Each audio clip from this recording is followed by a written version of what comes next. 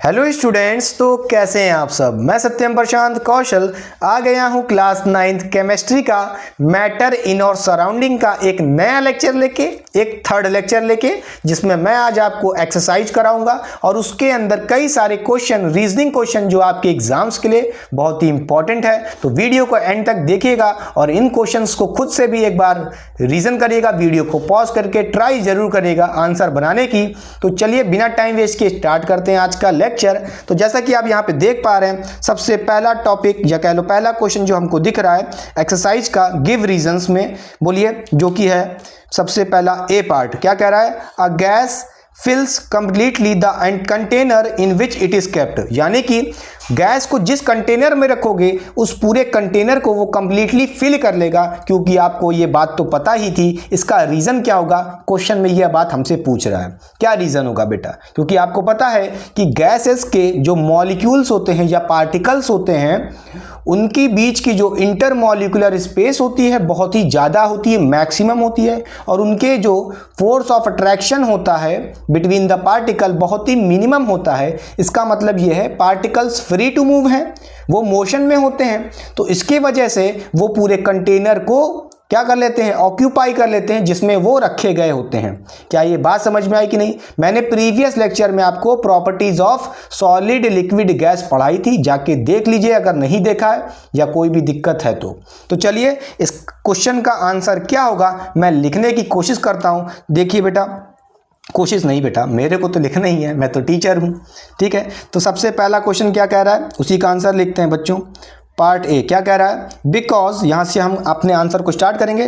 The gas fills completely the container in which it is kept because, ठीक है, लिखिए साथ ही साथ, because gas have least force of attraction. क्या होता है? लीस्ट फोर्स ऑफ अट्रैक्शन होता है। अगर फोर्स ऑफ अट्रैक्शन लीस्ट होगा, बोलिए, बिटवीन, BW का मतलब है between the gas particle, between the gas particle, तो क्या होगा बेटा? तो आप कह सकते हो द पार्टिकल इन द क्या कहोगे? बोलिए, the particle in the vessel, in the vessel, spelling check कर लीजिएगा, vessel are free to move. बेटा अगर खुद सोचिए, जो आपके पार्टिकल्स हैं गैस के अंदर वो एक दूसरे को अट्रैक्ट नहीं कर पा रहे, उनके बीच का फोर्स ऑफ अट्रैक्शन बहुत ही कम है।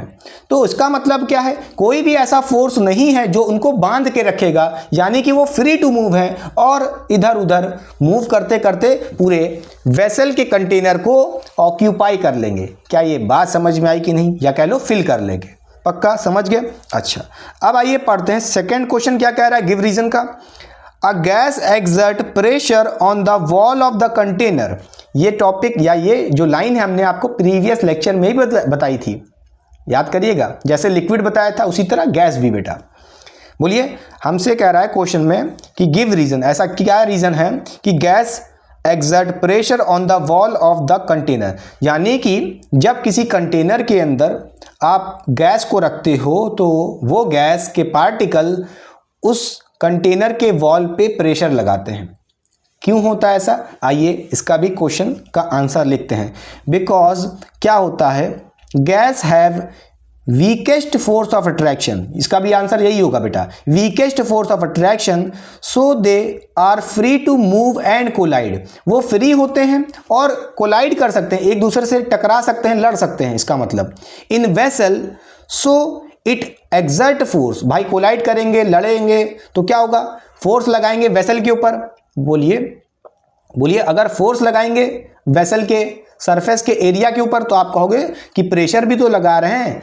बोलिए, pressure on the wall of the container. तो चलिए इसका आंसर भी लिखने की कोशिश नहीं करते ही है।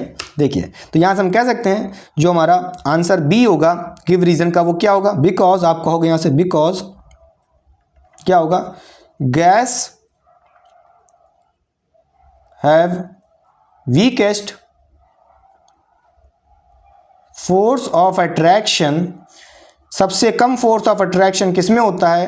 बोलिए गैसेस में होता है बेटा, तो इसका मतलब क्या है, बोलिए so the particle of gas, बोलिए so the particle of gases are free to move, वो क्या होते हैं, फ्री टू मूव हैं, एंड कोलाइड, कोलाइड का मतलब बेटा लड़ सकते हैं, एक दूसरे से टकरा सकते हैं, ठीक है, टक्कर मार सकते हैं एक दूसरे को, ठीक।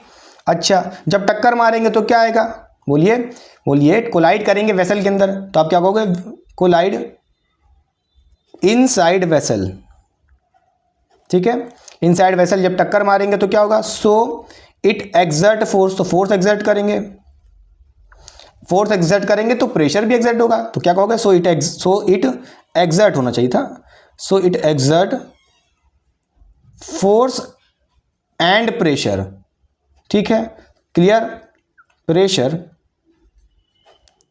On wall of container, clear,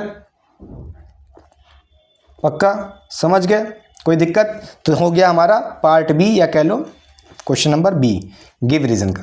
अब आइए देखते हैं सी पार्ट हमसे क्या कह रहा है बच्चों, ध्यान से देखिए, iron rod should be called a solid, iron rod को क्यों सॉलिड कहा जाता है, इसका रीज़न क्या है, क्वेश्चन में हमसे ये बहुत पूछ रहा है बेटा। तो अब इसका आंसर कैसे लिखेंगे, देखिए जगह तो बची नहीं है, हम क्या करते हैं, सबसे पहले आप बोलिए ए पार्ट हो चुका है, बोलिए ए पार्ट हो चुका है, बी पार्ट हो चुका है, ठीक है, तो इसको मिटा देते हैं, बोलिए जगह कम है, मिटा दें ए पार्ट और बी पार्ट, चलिए मिटा दे रहा हूँ, आई होप आपने कॉपी कर लिया होगा,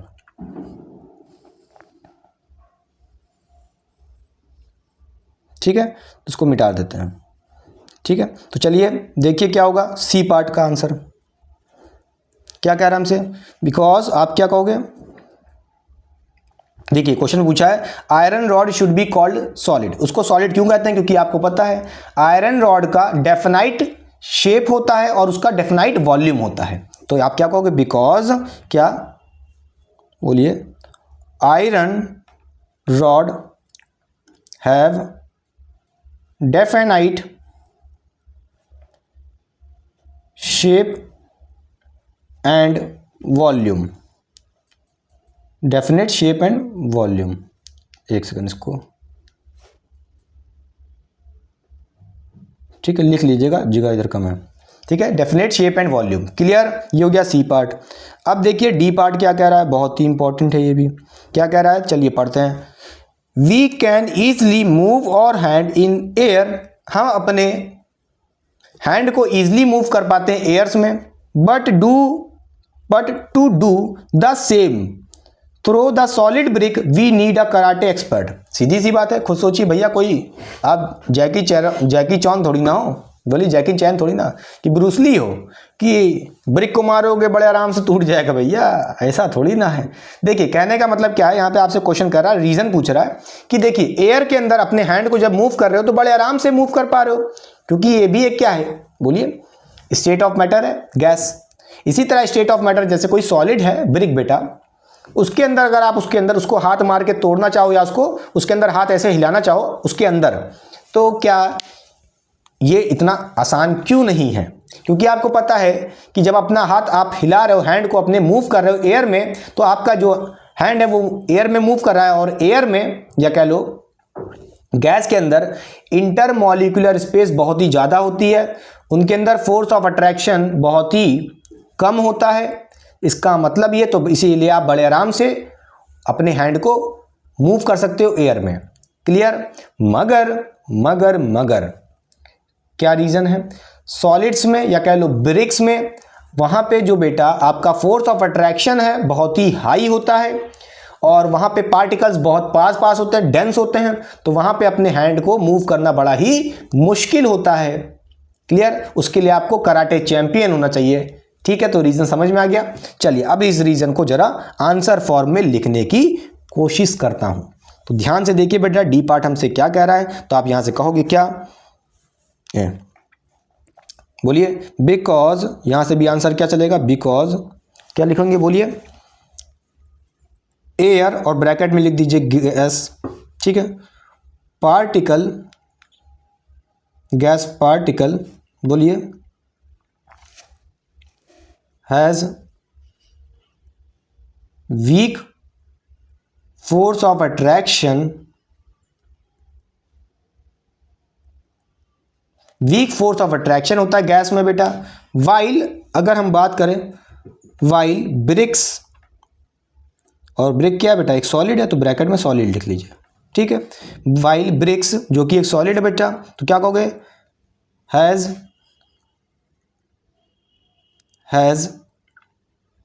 high force of attraction, high force of attraction in bricks होता है बेटा, ठीक है। और फोर्स ऑफ अट्रैक्शन बहुत ही हाई होगा, बोलिए, तो आप क्या कहोगे, बोलिए, इंटर मॉलिक्यूलर स्पेस कम होगी, सो इंटर पार्टिकल कह लो, इंटर पार्टिकल या मॉलिक्यूलर भी कह सकते हो, इंटर पार्टिकल स्पेस लीस्ट है, इंटर पार्टिकल स्पेस क्या है, लीस्ट है, तो आप क्या कहोगे, सो ब्रिक, बोलिए, brick have high density, high density. भाई मॉलिक्यूल्स बहुत पास पास हैं, उनके बीच का फोर्स ऑफ अट्रैक्शन बहुत पास पास है, तो बहुत ज़्यादा डेंसिटी है। और किसी ऐसी चीज़ के अंदर हाथ हिलाना जिसकी डेंसिटी बहुत ज़्यादा है, तो भाई ये तो डिफ़िकल्टी होगा, सीधी सी बात है। क्लियर, बोलिए। अच्छा, अपने हैंड को मूव करना ब्रिक्स के अंदर, या कह लो उसको तोड़ करके उसके अंदर अपना हाथ घुसोना, वो बहुत ही मुश्किल होगा। क्लियर, क्योंकि इसकी डेंसिटी बहुत ही हाई होती है और आपको चोट भी लग सकती है। क्लियर, तो आप यहाँ से क्या कहोगे फिर आगे, density, high density, so we need a karate expert, हमें कराटे एक्सपर्ट की ज़रूरत पड़ेगी, ठीक है, जो कि मैं एक खुद बेटा ब्लैक बेल्ट रहा हूँ अपना समय का, कराटे का, ठीक है, ब्लैक बेल्ट रहा हूँ, तोड़ूंगा बहुत, पढ़ो न अच्छे से, ठीक है। चलिए अब देखिए, डी पार्ट भी हो गया, सी पार्ट भी हो गया, ए पार्ट, बी पार्ट सब हो गया गिव रीजन के। अब देखिए क्या कह रहा है नेक्स्ट क्वेश्चन हमसे, the mass per unit volume of substance is called density. हाँ, मास पर यूनिट वॉल्यूम वही हमारा डेंसिटी होता है, आपने पढ़ा भी होगा ना, मास अपॉन वॉल्यूम, या कह लो मास पर यूनिट वॉल्यूम वही डेंसिटी होता है। इसका देखिए फॉर्मूला भी दिया है, mass upon volume. Arrange the following in order of increasing density, density के अरेंजमेंट के हिसाब से आप अरेंज करो, increasing order of their density, air, smoke, Honey और मिल्क, चॉक और कॉटन और आयरन को।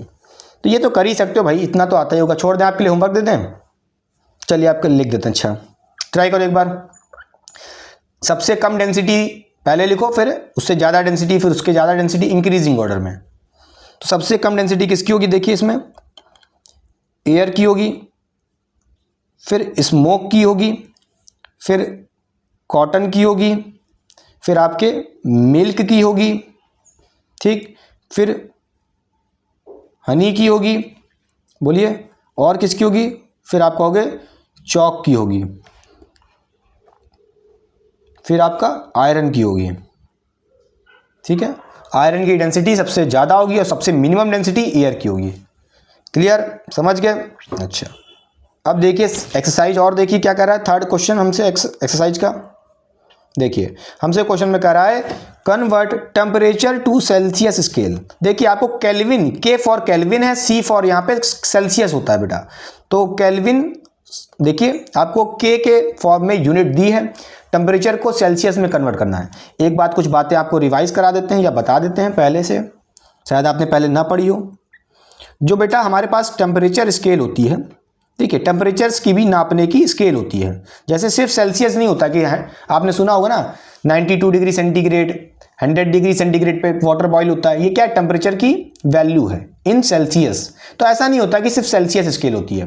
टेम्परेचर की, नोट करिएगा, टेम्परेचर स्केल हमारे पास तीन तरह की होती है। एक होती है सेल्सियस, एक होती है हमारे पास केल्विन, और एक होती है, और वो होती है कौन सी, बोलिए, वो होती है फ़ारेनहाइट। स्पेलिंग गलत हो माफ़ करना फ़ारेन, एक से लिख देते सही, अच्छा रुको, ठीक है, फ़ारेनहाइट। ये तीन स्केल होती हैं बच्चों, ठीक है। अच्छा, जो हमें पढ़नी है, जो हमारे लिए इंपॉर्टेंट है क्लास 9th के हिसाब से आपके लिए, सेल्सियस और केल्विन। फ़ारेनहाइट आप क्लास 10th में तो नहीं पढ़ोगे, जहाँ तक 11th में पढ़ोगे, ठीक है, जब थर्मोडायनेमिक्स पढ़ोगे। Class 11th 12th JEE NEET के लिए भी मैं पढ़ाता हूँ यूट्यूब पे बच्चों, फाइकेम क्लासेस नाम है मेरे चैनल का, ठीक है, उस पर भी सर्च कर सकते हैं। क्लियर, सपोर्ट करिए वहाँ पे भी। चलिए देखिए बच्चों, अब हमसे क्वेश्चन कैसे करना है, डरिए मत, पहले तो बिल्कुल डरिए मत, बिल्कुल मत डरिएगा। हमें यहाँ पे क्या कह रहा है, देखिए केल्विन में वैल्यू दी है कितनी, 300K यानी कि 300 केल्विन। इसको कन्वर्ट करना है हमें सेल्सियस में, डिग्री सेल्सियस में। तो कैसे कन्वर्ट करते हैं, तरीका नोट करिएगा। तो पहले लिखिए जैसे हम कह रहे हैं, हमें क्वेश्चन नंबर 1 का ए करना है। ध्यान से देखिए, क्वेश्चन में कह रहा है हमारे पास 300 केल्विन है, इसको कन्वर्ट करना है किस में, बोलिए डिग्री सेंटीग्रेड में। तो इसको कैसे कन्वर्ट करेंगे, तो जो भी आपको केल्विन में दिया है बेटा उस वैल्यू को पहले लिख दीजिए और उसमें से 273 माइनस कर दीजिए। फिर सुनिए, केल्विन से सेल्सियस में कर रहे हो तो जो भी केल्विन में वैल्यू दी है उसको माइनस कर दो, उसको उसमें से माइनस कर लो 273, ठीक है, और फिर ब्रैकेट लगा के, अब ये आपकी यूनिट किस में आ गई है, डिग्री सेंटीग्रेड में आ गई। अब इसको सॉल्व करेंगे तो कितना आ जाएगा, 27 डिग्री सेंटीग्रेड। क्लियर, समझ गए, पक्का। ये हो गया पार्ट ए बेटा। अब देखिए पार्ट बी आप कर सकते हैं कि छोड़ दूं, होमवर्क कर लोगे, चलो अच्छा देख लो। 573 बोलिए केल्विन, इसको कन्वर्ट करना है आपको डिग्री सेंटीग्रेड में। कैसे कन्वर्ट करोगे, बड़ा आसान है, जो भी वैल्यू दी है केल्विन में बेटा 573 माइनस कर देंगे उसमें से कितना, बोलिए 273, फिर यूनिट किस में आ जाएगी, डिग्री सेंटीग्रेड में आ जाएगी। तो यहाँ पे आप जब सॉल्व करोगे तो आपकी जो वैल्यू आएगी बच्चों वो आएगी, बोलिए 303 आएगी। क्लियर, और ये किस में आएगी, डिग्री सेंटीग्रेड में आएगी। क्लियर, तो आपका आंसर आ चुका है, बोलिए 303 केल्विन, बोलिए 303 कह सकते हो, पक्का समझ गए। अच्छा भाई, केल्विन से सेल्सियस में देख लिया, यहां पे आपने क्या देखा, बोलिए केल्विन से डिग्री सेंटीग्रेड में देखा। बोलिए इस टाइप के क्वेश्चन होंगे तो आप कर लोगे, मगर मान लो एक क्वेश्चन ऐसा आ जाए, ध्यान से देखिए, बोलिए एक्स्ट्रा करवा देता हूं एक ठो, एक्स्ट्रा नहीं भैया कहो, इंपॉर्टेंट है। देखिए आप सी डाल लो, क्वेश्चन नंबर सी, ठीक है, इसी का। तो और इसमें हमसे कह रहा है, ध्यान से देखिए, आपको यहाँ पे दिया है 30 डिग्री सेंटीग्रेड, यहाँ पे जो आपको वैल्यू गिवन है वो सेंटीग्रेड में गिवन है। अब इसको केल्विन में कन्वर्ट करिए, उल्टा उल्टा कर दीजिए। बोलिए केल्विन में था तो सेल्सियस में कन्वर्ट कर रहे थे, वो सीख गए, करा दिए 2 क्वेश्चन उस पर। अब एक क्वेश्चन देखिए जिसमें वैल्यू आपको सेंटीग्रेड में दी है, उसको केल्विन में कन्वर्ट करना है। तो कैसे करोगे, कुछ नहीं, जो भी वैल्यू आपको गिवन है 30 डिग्री गिवन है सेंटीग्रेड में, उसमें आप -273 ना कर करके इस बार ऐड कर दो, कितना 273, ठीक है, और ये जो वैल्यू आएगी अब केल्विन में आ जाएगी, ब्रैकेट के बाहर के लिख दीजिए। फिर जब ऐड करोगे तो ये आ जाएगा कितना, ये आ जाएगा, बोलिए ये कितना आ जाएगा बच्चों,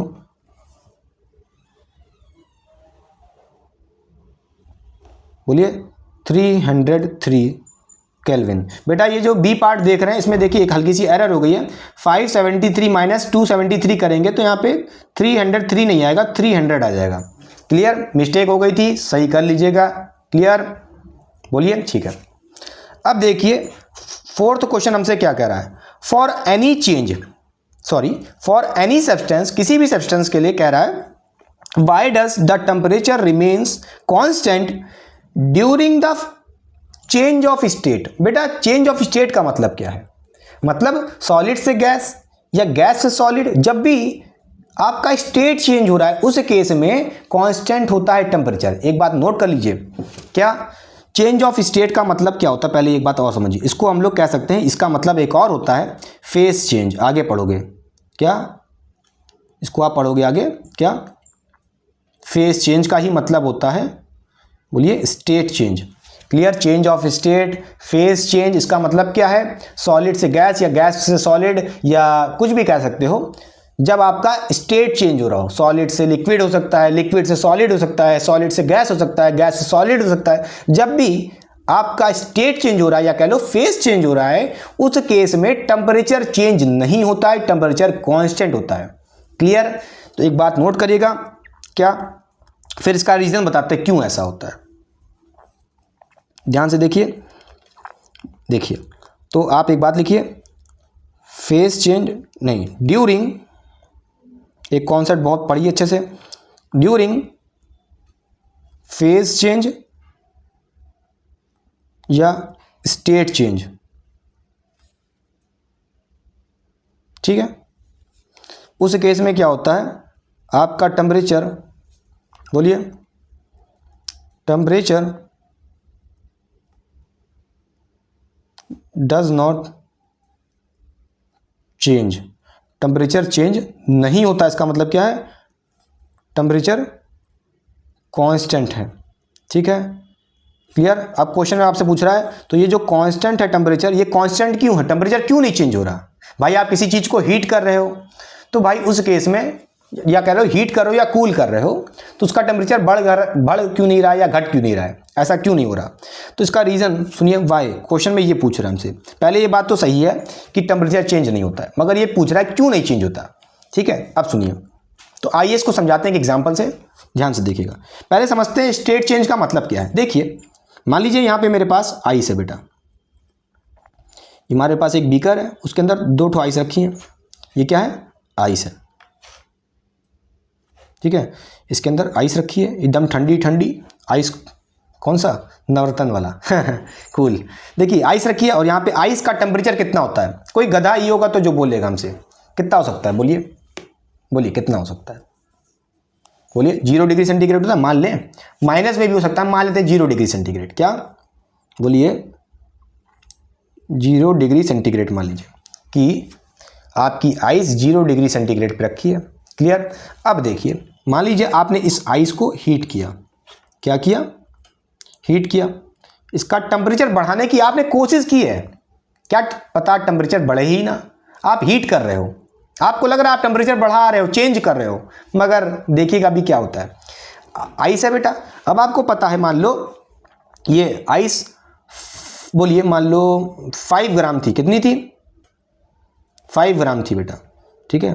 तो कुछ समय बाद ये मेल्ट हो जाएगी, बोलिए, हीट के वजह से ये मेल्ट हो जाएगी और ये पानी बन जाएगी बेटा, क्या बन जाएगी, वाटर बन जाएगी, ठीक है, बोलिए, क्लियर। और जैसे ही आइस, लास्ट आइस मेल्ट होने ही वाली होगी, वाटर जस्ट बनी होगी, सारी आइस जस्ट मेल्ट हुई, तुरंत मेल्ट होने के जस्ट तुरंत बाद उसका टेम्परेचर कितना रहेगा, उस वाटर का भी टेम्परेचर 0 डिग्री सेंटीग्रेड ही रहेगा। बोलिए 5 ग्राम आइस ली थी और वो 5 ग्राम वाटर बन गई है, और उस वाटर का टेम्परेचर अभी तुरंत, जैसे ही तुरंत मेल्ट की है, ये नहीं कह रहा मेल्ट होने के 10, 15, 20 मिनट बाद आओ ना, जैसे ही सारी आइस मेल्ट हुई है, आइस कंप्लीटली मेल्ट हुई जब, तो उस समय तुरंत उस वाटर का टेम्परेचर 0 डिग्री सेंटीग्रेड होगा, क्लियर, समझिए, पक्का। क्यों ऐसा होगा, आप नहीं विश्वास हो रहा, थर्मामीटर से चेक कर लीजिएगा। आप क्या करिएगा, जैसे ही एक आइस लीजिएगा, उसमें, ठीक है, वो मेल्ट हो रही होगी अपने आप रूम टेम्परेचर पे, जब तक उसमें छोटा सा छोटा टुकड़ा आइस का बचा होगा तब तक, और वो वाटर बन रही होगी, आइस से वाटर कन्वर्ट हो रही होगी, उस समय नोट करिएगा, जितना पहले टेम्परेचर होगा आइस का 0 डिग्री सेंटीग्रेड, उतना ही उस वाटर का होगा 0 डिग्री सेंटीग्रेड टेम्परेचर। इसका मतलब टेम्परेचर चेंज नहीं हुआ है, क्लियर। तो इसका मतलब क्या है, यहाँ से यहाँ जाने पे, बोलिए हीट एनर्जी, बोलिए बोलिए, जो यहाँ पे आपने हीट एनर्जी दी है वो किस में यूज़ हो गई है, फेज चेंज में हो गई है, किस में, बोलिए हीट एनर्जी। यहाँ से आप क्या कहोगे बच्चों, सुनिए, बोलिए used in change of state, यानी कि स्टेट चेंज को, this heat energy is used in the change of state, बोलिए ऑफ मैटर, ठीक है। मतलब कहाँ से कहाँ, बोलिए, आपने देखा सॉलिड आइस थी, वहाँ से लेकर के लिक्विड वाटर, ठीक है, उसमें यूज़ हो चुकी है, कहोगे इसीलिए टेम्परेचर इंक्रीज नहीं किया है, क्लियर। जो आपने हीट दी, आप सोच रहे हो कि मैंने उसको बहुत ज़्यादा हीट दी थी, गर्म कर रहा था मैं तो, मगर वो हीट एनर्जी के वजह से टेम्परेचर चेंज नहीं होगा। मैं क्या कह रहा हूँ बार बार, क्योंकि वो हीट एनर्जी किस में यूज़ हो चुकी है, बोलिए इन the change of state of matter, clear, बोलिए समझ गए, पक्का। इस एग्जाम्पल को पहले कॉपी कर लीजिए, फिर हम रीज़न लिखते हैं, अच्छे से मिटा दें, चलिए चलिए मिटा दे रहा हूँ, जगह कम है बेटा, फिर से लिखते हैं इसका आंसर तरीके से, रीज़न क्या होगा? वाई। इसका आंसर क्या होगा बेटा? बिकॉज, बोलिए, heat supplied to substance is used in the change of phase कह लो, या उसी का नाम दूसरा स्टेट बेटा, ठीक है, क्लियर? दैट इज किसमें? एग्जाम्पल से आपने भी देखा ना, अब आप ये मत कहिए, एग्जाम्पल मत लिखो, सॉलिड से देखा ना, लिक्विड में, बोलिए। मगर एक बात नोट करिएगा, there is no change in temperature.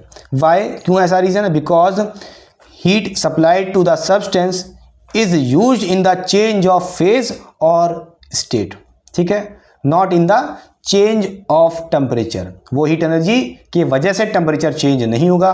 Clear? पक्का समझ गए? क्लियर? आगे बढ़ें, बहुत ही इंपॉर्टेंट बात है, लिख लेंगे। चलिए बच्चों, अब आइए देखते हैं रीजनिंग वाले क्वेश्चन, ये भी हैं। क्या कह रहा है, ध्यान से देखिए पहला क्वेश्चन। चलिए अब रीड करते चलिए, बस बहुत जल्दी जल्दी। क्वेश्चन हमसे कह रहा है, बोलिए, how does the water kept in earthen pot, जो आपके मटके होते हैं उसको अर्दन पॉट बोलते हैं, becomes cool during the summer, गर्मी के समय भी वो ठंडे हो जाते हैं, पानी को ठंडा करते हैं। कैसा, क्यों हो पाता है ऐसा? इसका रीज़न क्या है? इसके पीछे भी साइंस है और केमिस्ट्री है और थोड़ी बहुत तो फिजिक्स भी है, मगर यहाँ तो केमिस्ट्री पढ़नी है। चलिए देखिए क्या रीज़न होगा। इसका आंसर मैं पहले से लिख लिया हूँ ताकि भाई लिखना ना पड़े, टाइम वेस्ट ना हो। देखिए क्वेश्चन हमसे कह रहा है, समझ गया, कि जो water kept in earthen pot, जो आपके मटके होते हैं, घड़े, उसके अंदर जो पानी रखा होता है, become cool during summer, summer के समय कूल कैसे हो जाते हैं, क्यों हो जाते हैं? How? There are some pores in the earthen pot, जो मटके होते हैं, घड़े होते हैं, उसके अंदर कुछ छोटे छोटे पोर्स होते हैं, through which the liquid inside the pot evaporate, और उसी पोर्स में से जो अंदर लिक्विड रखा होता है वो इवेपोरेट होते हैं। क्लियर? तो जिसकी वजह से क्या होता है, this evaporation makes the water inside the pot cool, क्योंकि आपको पता है कूलिंग इफेक्ट आपने पढ़ा था। देखिए इस घड़े के सरफेस से इवेपोरेशन हो रहा है, तो घड़े का सरफेस कैसा होगा? कूल होगा, हाँ या ना? क्योंकि आपने पढ़ा था evaporation is a cooling effect. जैसे आपकी बॉडी स्वेट करती है, जब उसके अंदर बहुत सारी गर्मी भरी होती है, बहुत काम करते हो, तो स्वेटिंग करने की वजह से, पसीना बहाने की वजह से आपकी जो हीट एनर्जी होती है उस बॉडी की, आपकी बॉडी की, वो यूज हो जाती है इन कन्वर्जन ऑफ वेपर्स, ठीक है, या कह लो स्वेट्स, जिसकी वजह से आपकी बॉडी का टेम्परेचर डाउन हो जाता है, आप कूल महसूस करते हो। इसी तरह अर्दन पॉट का भी यही काम है। क्लियर? आपकी बॉडी पे भी तो पोर्स होते हैं जिससे स्वेटिंग हो रही है, या कह लो इवेपोरेशन हो रहा है। बोलिए भैया, अरे इसी तरह मटके के पास भी पोर्स होते हैं। इन दिस वे आप फिर कह सकते हो water kept inside a earthen pot becomes cool during summers, ठीक है। बोलिए, एक एक रीजंस मैं एकदम चुन चुन के लिखता हूं ताकि आपको कोई दिक्कत ना हो। ये मेरी लैंग्वेज लिखी है जिसको मैंने खुद लिखा है, ठीक है, तो ये नहीं कहीं से टीप लाए, मेरी हैंड रिटन है ताकि आपको आसानी हो याद करने में। अब बच्चों पढ़िए, देखिए क्या कह रहा है, सिक्स्थ वाला। सिक्स में देखिए क्या कह रहा है हमसे, क्वेश्चन नंबर देखिए क्या कह रहा है, give reason for the following of the observation. Naphthalene ball disappear with in time without leaving any solid. भाई इस फिनेप्थलीन बॉल आपने देखी होगी, सॉलिड होती है, बोलिए सफ़ेद सफ़ेद जैसा लगता नहीं, कंचे के जैसा। उसको हम लोग फिनाइल की गोली भी बोलते हैं घरों में, मगर उसका नाम क्या होता है असली? फिनेप्थलीन, ठीक है। मम्मी आपके पापा है ना कि फिनाइल की गोली डाल दो कपड़ों में, चूहा नहीं आएगा, है, बदबू नहीं आएगी। बोलिए, जब आपके जो ठंडी के कपड़े होते हैं, जब गर्मी आ जाती है तो बोरियों में भरे जाते हैं, उसके अंदर फिनाइल की गोली या कह लो फिनेप्थलीन बॉल्स डाली जाती है। क्यों डाली जाती है? ताकि रोडेंट्स या कह लो कोई भी बदबू ना आए, जिससे आपको चूहे उस कपड़े को काट दें, ठीक है, इसलिए। अच्छा, अब उस पर कह रहा है कि फिनेप्थलीन बॉल डिसअपियर हो जाती है। आपने देखा भी होगा, जब आप अगली बार 1 साल बाद जब झोला खोलते हो, 1 साल तो बहुत ज़्यादा है, 1 महीने बाद 2 महीने बाद भी आप फिनेप्थलीन बॉल को, या कह लो आपने कपूर को भी देखा होगा, जो घर में कपूर्स होते हैं, कैम्फर, उसको भी जब ओपन करके रख दोगे तो वो भी कुछ समय के बाद, समय के साथ डिसअपियर होने लगते हैं, छोटे होने लगते हैं, और कुछ समय बाद तो डिसअपियर होते होते गायब हो जाते हैं। लीविंग एनी सॉलिड, कोई भी सॉलिड पार्ट उनका बचता नहीं है। तो इसका क्या हुआ है, क्या है, हाउ, क्यों हुआ, बोलिए। तो देखिए इसका रीज़न देखिए बच्चों, बहुत ही इंपॉर्टेंट है। Naphthalene balls disappear with time without leaving any solid because they undergo sublimation. क्योंकि आपको पता है फिनैप्थलीन बॉल क्या है, एक सॉलिड है और सॉलिड से वो गैस बन जा रही है। देखिए क्योंकि आपको उसकी खुशबू आती है, जहाँ पे फिनैप्थलीन बॉल डालते हो तो उसकी खुशबू आती है कि नहीं आती है, बोलिए। स्मेल, खुशबू तो नहीं कहेंगे यार, अजीब सी बदबू होती है, मगर स्मेल तो होती है। तो उसको आप जब स्मेल करते हो तो उसका मतलब क्या है, इसका मतलब ये वो सॉलिड से धीरे धीरे गैस में बन रही है, गैस में बन रही है, क्लियर। और इसी प्रोसेस को क्या बोलते हैं, सॉलिड से गैस के कन्वर्जन को सब्लिमेशन बोलते हैं। इसका मतलब ब्रैकेट में आप कह सकते हो they directly changes from solid to gaseous without passing through the liquid state. हाँ, डायरेक्ट सॉलिड से गैस बन जाती है, क्लियर। आइस की तरह नहीं कि आइस को हीट करोगे तो पहले लिक्विड बनेगा, फिर लिक्विड को हीट करोगे तो गैस बनेगा। मगर फिनैप्थलीन बॉल सॉलिड होने के बावजूद पहले डायरेक्ट सॉलिड से डायरेक्ट गैस बन जाती है, हीरो है एकदम, ठीक। अब देखिए हमसे क्वेश्चन में क्या कर रहा है, बी पार्ट वाला, we can get smell of perfume sitting several meter away. बहुत दूर बैठने के पास भी, मान लो आपके घर में भाई बहन होंगे, समझो आप भाई हो, ठीक है, ठीक है। लड़के जल्दी लोग परफ्यूम नहीं यूज़ करते हैं, बहन बहन का लगा लेते हैं कहीं से चुपके से, या बड़े भाई का जो कमा रहे हैं चुपके से मार लाएंगे उनसे। अब होता क्या, घर में हो जाता कलेश। कैसे होता है, रखा होता परफ्यूम, ठीक है, चुप्पे से बहन का 2 स्प्रे मार दिए, और सोचो बहन दूसरे तीसरे कमरे में भी होगी, आप हल्का सा भी उसके कमरे के अगल बगल अगर आ गए तो आपका जो सेंट है, आपका नहीं, पहली बात तो आपकी बहन का, ठीक है, वो सेंट की जो स्मेल होगी तुरंत स्मेल हर जगह फैल जाती है, डिफ्यूज़ कर जाती है, स्प्रेड आउट कर जाती है, जिसके वजह से आपकी सिस्टर को भी उसकी खुशबू सुंघाई देती है और कहती है लगा लिया तुमने मेरा सेंट, एक चप्पल फेंक के मारेंगे, ठीक है। तो ऐसा मत करना, उन्हें लड़ाई झगड़ा हो जाएगा, कहोगे सर ने बताया था ऐसा कर लो, ठीक है। तो देखिए इसका क्या कारण है कि स्मेल इतनी जल्दी स्प्रेड क्यों कर जा रही है। क्योंकि आपको पता है जो स्प्रे होता है, या कह लो परफ्यूम का जो स्प्रे निकलता है जिसके अंदर स्मेल होती है, बोलिए वो गैस ही तो है। और गैस की प्रॉपर्टी क्या है, उसकी काइनेटिक एनर्जी बहुत ज़्यादा होती है, उसके जो पार्टिकल्स होते हैं बहुत ही रैंडम मोशन में होते हैं, हर जगह मूव कर रहे होते हैं, बोलिए उनके बीच का फोर्स ऑफ अट्रैक्शन बहुत कम होता है, और वो एक दूसरे से दूर भी जा सकते हैं, मूव कर सकते हैं इधर उधर मूव करते करते पूरे घर को अगर आप वेसल समझो, कंटेनर समझो, तो उसमें फैल जाते हैं, हर जगह इनकी खुशबू स्प्रेड आउट कर जाती है, क्लियर। तो यहाँ से कह सकते हो क्या रीज़न होगा, बोलिए। इसको येलो से लिखते हैं, the kinetic energy of the gaseous molecule is high and rate of diffusion is high, hence we can smell the perfume sitting several meter away. बहुत दूर तक सूंघ सकते हैं स्मेल को परफ्यूम की। वैसे मैं तो लगाता ही नहीं, मेरे को देख रहे हुलिया गवाए, कितनी दिन और रात तबाह है, ठीक है। तो चलिए बच्चों, आई होप आपने बहुत एंजॉय किया होगा इस लेक्चर को, पढ़ाई करते रहें। ये चैप्टर पूरा ख़त्म हो चुका है, मैटर इन और सराउंडिंग। आई होप आपने इस लेक्चर को और इस पूरे चैप्टर को मेरे साथ एंजॉय किया होगा। मेरे एंड से तो मैंने सब कुछ कंप्लीट कर दिया है, और आपने मुझसे वादा किया था कि स्टार्टिंग के ही लेक्चर में मैंने आपसे एक वादा लिया था कि अपने नोट्स को खुद बनाएंगे, हैंड रिटन नोट्स लिखेंगे, और एनसीईआरटी को भी बेटा रीड करिएगा कम से कम इस लेक्चर को देखने के बाद, चैप्टर को देखने के बाद, ठीक। और ईमानदारी से रिवीजन जरूर करिएगा हर चैप्टर को ट्वाइस अ वीक, वरना आप भूल जाओगे। इतना अच्छा पढ़ाया हुआ सब भूल जाओगे, फिर कहोगे टीचर तो अच्छा पढ़ाया ही नहीं था, क्लियर। तो चलिए पढ़ाई करते रहें, ऑल द वेरी बेस्ट। मिलते हैं नेक्स्ट चैप्टर में, टिल देन बाय बाय।